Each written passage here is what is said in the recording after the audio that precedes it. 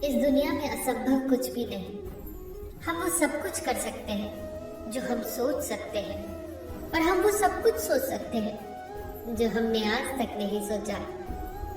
एक तरफ था आसमान की ऊंचाइयों को छूता पहाड़, इंसान की बेबसी पर हंसता हुआ, और एक तरफ था आसमान को चीरता हुआ हौसला, एक बावरे का।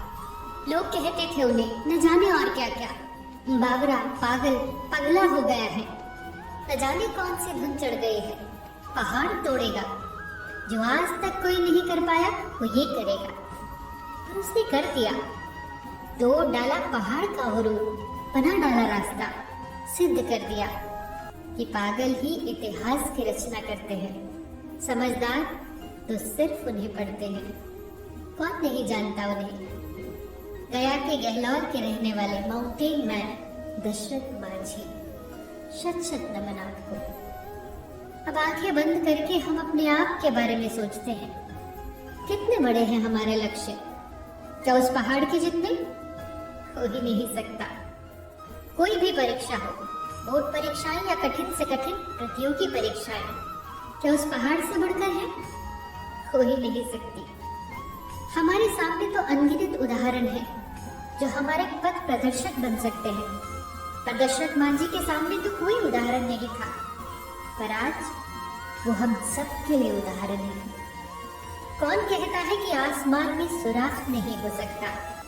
एक पत्थर तो तभी से उछालो यारो। मुगल बादशाह शहंशाह, जिन्होंने अपनी पत्नी के प्रेम में ताजमहल बनवा दिया, अपार खजाना, हजारों हाथ, 22 साल का लंबा समय था उनके पास, और इस दिल के शहंशाह दशरथ मांझी के पास थे अपने 2 हाथ, और उन हाथों में केवल हथौड़ी छेना। न प्रशासन की मदद, न समुदाय की। हाँ, कुछ लोग थे उन पर हंसने के लिए, मगर उन्होंने ये नहीं देखा कि क्या नहीं है उनके पास। उन्होंने बस यही देखा कि क्या है उनके पास, और उसी से अपने ख्वाब को तामीर दी। अब हम अपने आप को वहां रखकर सोचते हैं, हमारे पास हमारे लक्ष्य तक पहुंचने के लिए जो साधन है वो क्या हथौड़ी छेने से भी कम है? नहीं, पहाड़ के सामने छेनी हथौड़े से कम तो कुछ हो ही नहीं सकता। तो फिर हमें किस बात ने रोक रखा है? दशरथ मांझी उदाहरण है इस बात का कि अगर आपके पास दुनिया भर की सहूलतें भी हैं, पर यदि वो हिम्मत नहीं, वो हौसला नहीं कुछ कर गुजरने का, तो आप कुछ नहीं कर सकते। वरना तो एक हथौड़ी छेना ही काफी है एक पहाड़ को 2 भागों में बांटने के लिए। वो कहते हैं ना कि प्रेम कुछ भी करवा सकता है। दशरथ मांझी से भी करवा दिया ये असंभव सा दिखने वाला काम उसी प्रेम में, उनकी पत्नी के प्रेम में, उनकी फगुनिया के प्रेम में। प्रेम में ही वो ताकत है जो आपके भीतर सोई असीमित संभावनाओं को जगा सकता है।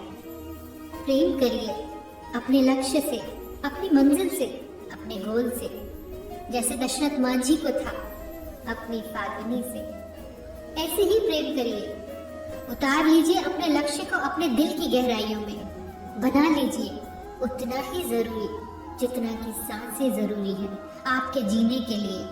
बसा लीजिए अपने रोम रोम में, फिर ऐसा हो ही नहीं सकता कि आप अपने लक्ष्य को भेद न पाए।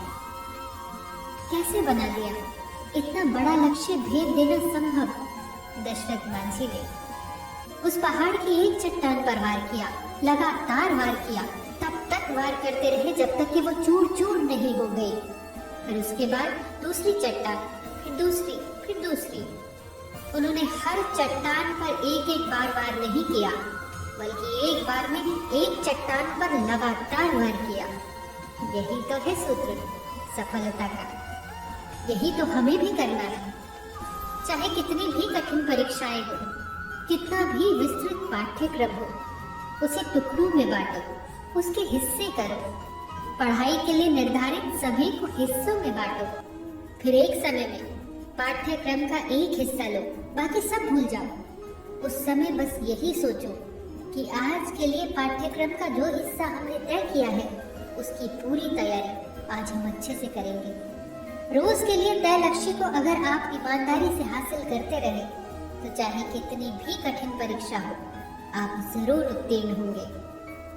अपनी सारी दूसरी समस्याओं को एक तरफ कर दीजिए। अभी जरा सोचिए, 22 साल तक दशरथ मांझी लगातार काम करते रहे और 25 फीट ऊंचा, 30 फीट चौड़ा और 360 फीट लंबा रास्ता बना डाला। क्या उनके जीवन में समस्याएं नहीं आई होंगी?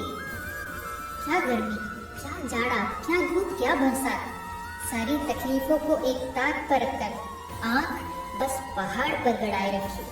बस उसी तरह एक बार ठान लो तो ठान लो, फिर आपको आपके लक्ष्य से कोई हिला नहीं सकता।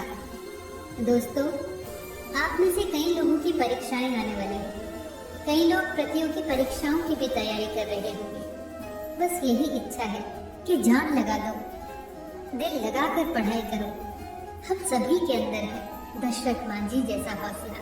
पहचानिए उसे, बाहर निकालिए उसे, रच डालिए इतिहास, बन जाइए बावरे अपने लक्ष्य के प्रति। क्योंकि पागल ही इतिहास की रचना करते हैं, समझदार तो सिर्फ उन्हें पढ़ते हैं। आप सभी को आने वाली परीक्षाओं के लिए ढेर सारी शुभकामनाएं। अपना पूरा प्रयास लगाइए। फिर मिलेंगे दोस्तों अगली कहानी के साथ। तब तक के लिए अपना ख्याल रखिए और हमेशा मुस्कुराते रहिए।